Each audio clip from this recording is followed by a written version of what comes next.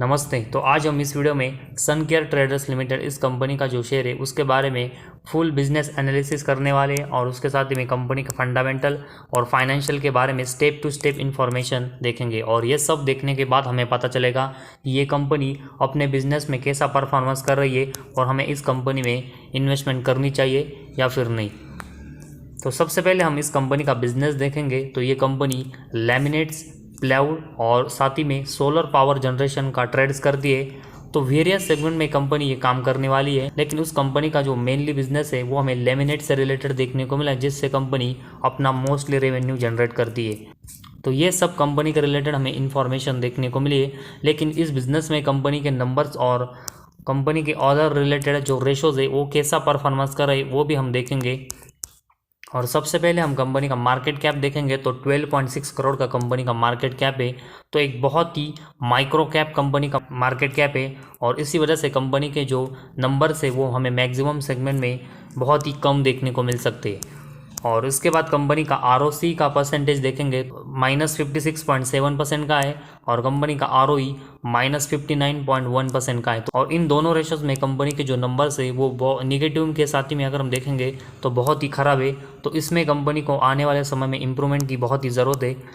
और उसके बाद कंपनी का प्रॉफिट एंड लॉस स्टेटमेंट के बारे में हम इन्फॉर्मेशन देखेंगे, जिसमें हम पिछले 6 सालों का कंपनी के रिलेटेड सभी सेगमेंट का डाटा देखेंगे। और सबसे पहले हम कंपनी का सेल्स देखेंगे। तो मार्च 18 में 5 करोड़ का कंपनी ने सेल्स जनरेट किया था। और उसके बाद देखेंगे तो कंटिन्यूस मैक्सिमम टाइम देखेंगे तो एक ही बार कंपनी का जो सेल्स है वो 10 करोड़ के ऊपर मार्च 22 में गया था। उसको छोड़कर देखेंगे तो मार्च 23 तक कंपनी का जो सेल्स है वो 4 करोड़ से हमें 6 करोड़ के बीच में मैक्सिमम टाइम देखने को मिला है। तो कंपनी का जो सेल्स है वो अभी बहुत ही पुअर नज़र आ रहा है। और इसी वजह से पिछले 5 सालों का अगर हम कंपनी का एवरेजली सेल्स का ग्रोथ देखेंगे तो वो सिर्फ 3% का है। तो बहुत ही कम इस कंपनी का सेल्स हमें देखने को मिला है। और इस सेल्स के कंपैरेटिवली अगर हम कंपनी के एक्सपेंस देखेंगे तो मैक्सिमम टाइम कंपनी के जो एक्सपेंस है वो सेल्स के उतने ही या फिर उससे ज़्यादा देखने को मिले। और इसी वजह से कंपनी का जो ऑपरेटिंग प्रॉफिट है उसके नंबर से वो मैक्सिमम टाइम या फिर ज़ीरो या फिर लॉस मेकिंग देखने को मिले। तो पिछले 6 सालों में कंपनी ऑपरेटिंग प्रॉफिट में जो नंबर्स है वो लॉस में यहाँ पर डिलीवर कर रही, जो कि ये कंपनी का मेन बिजनेस के लिए एक बहुत ही नेगेटिव साइन है। और उसके साथ ही में कंपनी का ऑपरेटिंग प्रॉफिट मार्जिन के नंबर्स देखेंगे तो ये भी मैक्सिमम टाइम हमें ज़ीरो या फिर लॉस मेकिंग यहाँ पर देखने को मिले। तो इसमें भी कंपनी को आने वाले समय में एक अच्छी इंप्रूवमेंट की ज़रूरत है। तो ऑपरेटिंग प्रॉफिट और ऑपरेटिंग प्रॉफिट मार्जिन के नंबर्स कंपनी के नेगेटिव में परफॉर्मेंस कर रहे हैं। और उसके बाद कंपनी का हम नेट प्रॉफिट देखेंगे।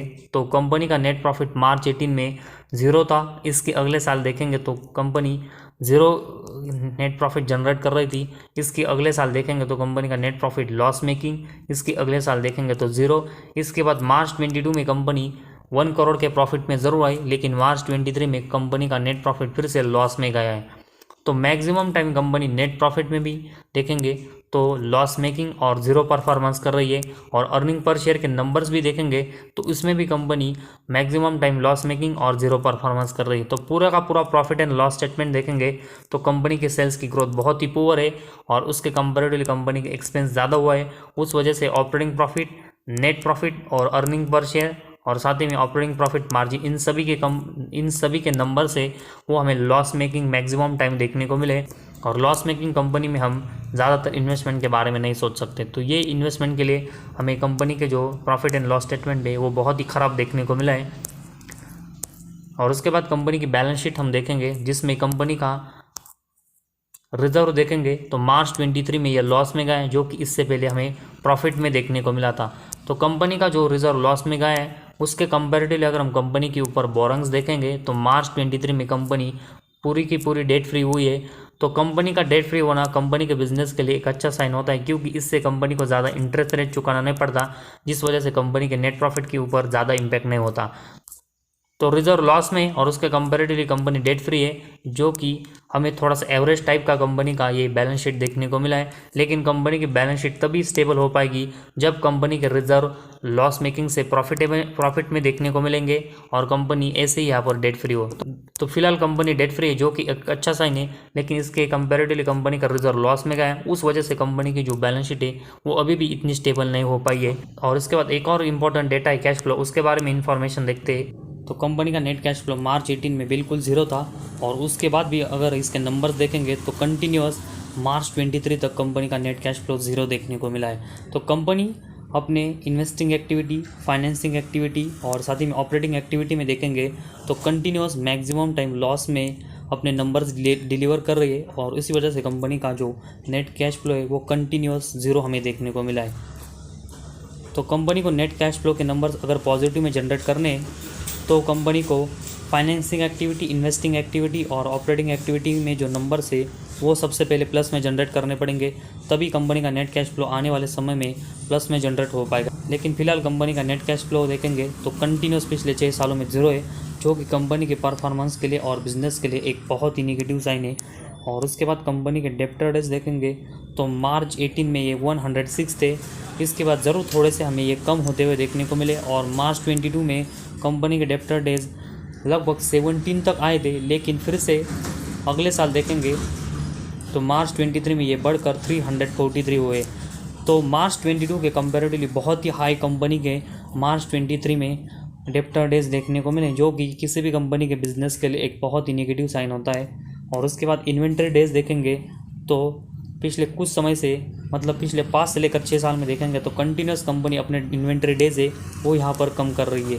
तो किसी भी कंपनी की इन्वेंट्रीज कम होना मतलब उस कंपनी का जो बिज़नेस है उसके लिए एक बहुत ही अच्छा साइन होता है, क्योंकि जितनी कंपनी इन्वेंट्री कम डेज में यहाँ पर बेचेगी उतना ही कंपनी के बिज़नेस के लिए एक अच्छा साइन होता है। तो ये इस कंपनी के बारे में अभी देखने को मिला है। तो इन्वेंट्री डेज में कंपनी ने एक अच्छी ग्रोथ की है, लेकिन डेप्टर डेज कंपनी को जो हाई है वो यहाँ पर कम करने पड़ेंगे। और लास्ट में कंपनी का शेयर होल्डिंग पैटर्न हम देखेंगे, जिसमें कंपनी के प्रमोटर के पास देखेंगे तो बिल्कुल हिस्सेदारी हमें ना के बराबर या फिर ज़ीरो यहाँ पर देखने को मिली है। और उसके बाद पब्लिक के पास देखेंगे तो पूरे के पूरे जो शेयर है वो पब्लिक के पास है। तो किसी भी कंपनी के प्रमोटर के पास ज़ीरो हिस्सेदारी होना उस कंपनी के लिए बहुत ही और सबसे बड़ा नेगेटिव पॉइंट होता है। तो ये इस कंपनी के बारे में अभी हमें देखने को मिला है और इसी वजह से कंपनी का परफॉर्मेंस है वो हमें कंटिन्यूस अनस्टेबल होते हुए देखने को मिलेगा। तो ओवरऑल सन केयर ट्रेडर्स इस कंपनी के अभी हमने बिजनेस और कंपनी के फंडामेंटल और फाइनेंशियल के नंबर्स देखे, जिसमें company profit and loss statement में कंटिन्यूस लॉस कर रही है। कंपनी का अर्निंग पर शेयर और नेट प्रॉफिट इसमें लॉस में, साथ ही में कंपनी की बैलेंस शीट देखेंगे तो उसमें कंपनी के रिजर्व लॉस में गए। कंपनी के डेप्टर डेज बहुत ही हाई है और कंपनी के प्रमोटर के पास कंपनी की ज़ीरो हिस्सेदारी। तो ये सब इस कंपनी के लिए हमें नेगेटिव पॉइंट देखने को मिले।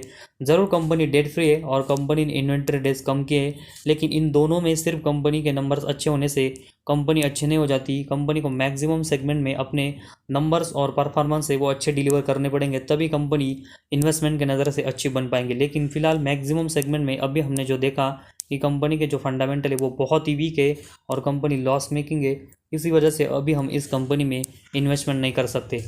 और जैसे कंपनी के अभी हमें नंबर्स देखने को मिले, इससे हम ये एनालिसिस कर सकते हैं कि कंपनी का जो परफॉर्मेंस है वो आने वाले कुछ साल तक यहाँ पर इम्प्रूव होते हुए देखने को नहीं मिल सकता, क्योंकि मैक्सिमम सेगमेंट में कंपनी के नंबर से वो अभी भी बहुत ही कम है और कंपनी का सेल्स है वो 10 करोड़ के नीचे है, जो कि एक बहुत ही कम हमें देखने को मिला है। तो ओवरऑल कंपनी के फंडामेंटल वीक है और कंपनी कंसिस्टेंट अपने परफॉर्मेंस डाउन कर रही है और इसी वजह से जब तक कंपनी प्रॉफिटेबल नहीं होती, कंपनी के प्रमोटर के पास अच्छी हिस्सेदारी नहीं जाती, तब तक हम इस कंपनी में इन्वेस्टमेंट नहीं कर सकते। और इसी वजह से अभी हमें इस कंपनी में इन्वेस्टमेंट करने से बिल्कुल अवॉइड करना चाहिए।